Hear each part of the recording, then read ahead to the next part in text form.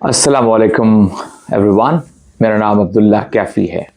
मेरा नाम अफ़ान अब्दुल्ला है। Very good. अफ़ान एक फ़ारसी में एक मैगज़िम है, एक प्रोवर्ब है।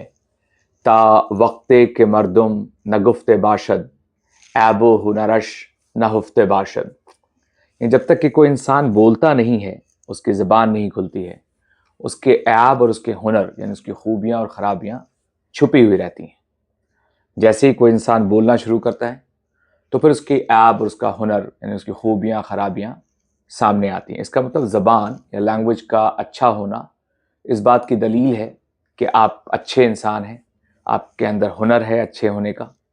और ज़बान ख़राब है तो आपकी आपके ऐब आपकी ज़बान की वजह से खुल जाते हैं, दुनिया आपको जान जाती है कि आप कैसे इंसान हैं। तो लैंग्वेज का एक बहुत इम्पॉर्टेंस है, चाहे वो अंग्रेज़ी हो, हिंदी हो, उर्दू हो, पर्शियन हो या अरबिक हो। तो मैं ये सोच रहा था कि हम लोग मिलके दोनों बाप बेटा, ये मैं अफ़ान के का वालिद हूँ, ये मेरा बेटा है और अल्हम्दुलिल्लाह इसने हमेशा बचपन से ही मेरे साथ-साथ हम लोगों ने वक़्त गुज़ारा है। आज हम लोगों ने प्लान किया है कि आज से आने वाले हर दिन इंशाअल्लाह सुबह के वक़्त हम लोग एक वीडियो बनाएँगे और इन वीडियोज़ के ज़रिए मैं उर्दू या हिंदी बोलने वाले लोगों के लिए इंग्लिश का एक शानदार कोर्स, जिसमें इंग्लिश ग्रामर भी हम पढ़ाएँगे, कुछ अंग्रेज़ी ट्रांसलेशन भी सीखेंगे। एक ऐसे इंसान को सोच के हम लोग ये वीडियो बना रहे हैं, जो गाँव में रहते हैं या जिनको इंग्लिश सीखने का मौका नहीं मिला, तो एक आसान ज़बान में हम आपको अंग्रेज़ी सिखाने जा रहे हैं आज से। तो सबसे पहले बेटा बताओ कि कौन-सा टॉपिक हम सेलेक्ट करें आज के लिए? Day by day tense. Tense. तो सबसे पहले हम लोग इंग्लिश ग्रामर में एक टॉपिक है टेंस, उससे शुरू करेंगे अपना क्लास, अपना वीडियो इंशाल्लाह। और यही सबसे पहली चीज़ होगी। लेकिन इसके पहले बेटा कि हम टेंस पढ़ाएं, ये बहुत ज़रूरी है सबको बताना कि टेंस होता क्या है और इसमें कौन सी दो इम्पॉर्टेंट चीज़ें हैं जो टेंसेस के फॉर्मेशन में हम लोगों को हेल्प करती हैं। तो टेंस क्या है? टेंस बेटा एक सिंपल सी चीज़ समझो कि जितने भी सेंटेंसेस हम बोलते हैं उसमें किसी न किसी एक्शन का अगर जिक्र है, एक्शन जो कोई काम है, कोई कार्य है, हाँ वर्ब जिसको कहते हैं, वेरी गुड। तो इसका मतलब है कि वो किसी न किसी टेंस पे बेस्ड है। वर्ब होगा तो जाहिर सी बात है हर वर्ब का अपना एक टेंस होता है। तो हम ये बताना चाहते हैं सबसे पहले कि बच्चे ये समझें कि इंग्लिश लैंग्वेज में वर्ब को दो कैटेगरीज में बांटा गया है। एक है ऑक्सिलरी वर्ब और दूसरा है main verb. Very good. Main verb का मतलब एक्शंस। तो जल्दी से हम आपको बताते हैं कि ऑक्सिलरी वर्ब्स जो होते हैं, हेल्पिंग वर्ब जिसको हिंदी में सहायक क्रिया कहते हैं, जो हेल्प करती है, किसकी हेल्प करती है, किस बात में हेल्प करती है, ये भी सीख लेते हैं हम लोग कि ऑक्सिलरी वर्ब का मेन काम है हेल्प करना मेन वर्ब की। और किस बात में? टेंसेस बनाने में सबसे बेसिक काम यही है। और भी इसका बहुत सारा यूजेस है, इसका काम है, मगर सबसे इंपॉर्टेंट काम जो है वो टेंस का फॉर्मेशन है। एग्जाम्पल मैं देता हूं, जैसे मैंने कहा ईटिंग, तो ईटिंग वर्ब का आईएनजी फॉर्म है। हम इसके बारे में तफसील से बात करेंगे, लेकिन इससे सुन के इससे सिर्फ पता चलता है कि कोई काम जारी है।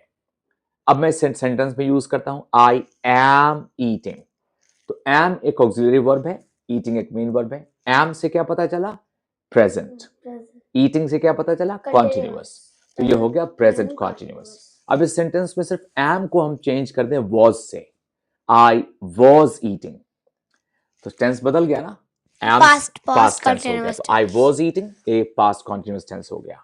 और यहीं पे हम फिक्स कर दें आई विल बी ईटिंग, तो ये फ्यूचर कॉन्टिन्यूअस हो जाएगा।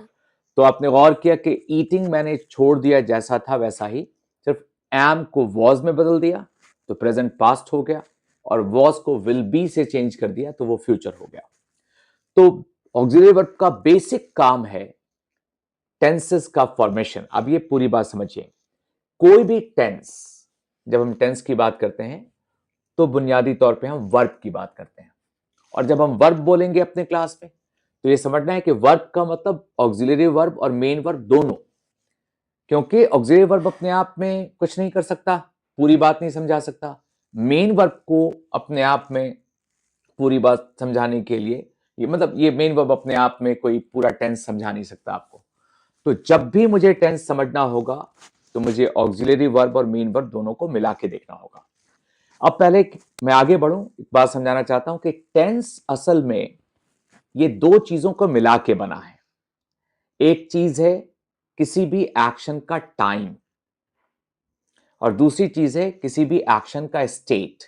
हम कह सकते हैं tense is equal to time plus state of an action. Tense क्या है? किसी भी एक्शन का टाइम। टाइम इंग्लिश में तीन होता है, प्रेजेंट, पास्ट और फ्यूचर। और स्टेट का मतलब अवस्था या हालत। हालत तीन होती है और मैं इसको कहता हूं 3+1। एक है इंडेफिनिट जिसको सिंपल भी कहते हैं, एक है कॉन्टिन्यूअस जिसको इम्परफेक्ट भी कहते हैं, एक है परफेक्ट और एक है परफेक्ट कॉन्टिन्यूअस। तो बेसिकली इंडेफिनिट, कॉन्टिन्यूअस और परफेक्ट है। और जो चौथा फॉर्म है, चौथा स्टेट है, फोर्थ स्टेट, वो है दो स्टेट का कॉम्बिनेशन जिसका नाम है परफेक्ट कॉन्टिन्यूअस। अब इसको मिला दो टाइम के साथ, प्रेजेंट इंडेफिनिट जिसको सिंपल प्रेजेंट कह सकते हैं, present continuous, present perfect, present perfect continuous. अब सिर्फ टाइम बदल दो, पास्ट इंडेफिनिट या simple past, past continuous, past perfect and past perfect continuous. अब फिर से स्टेट सेम रहने दो, फ्यूचर को मैं इसको चेंज करते हैं, फ्यूचर इंडेफिनिट या simple future, future continuous, future perfect and future perfect continuous. तो इन टोटल अगर देखा जाए तो मेन टेंसेस इंग्लिश में तीन है।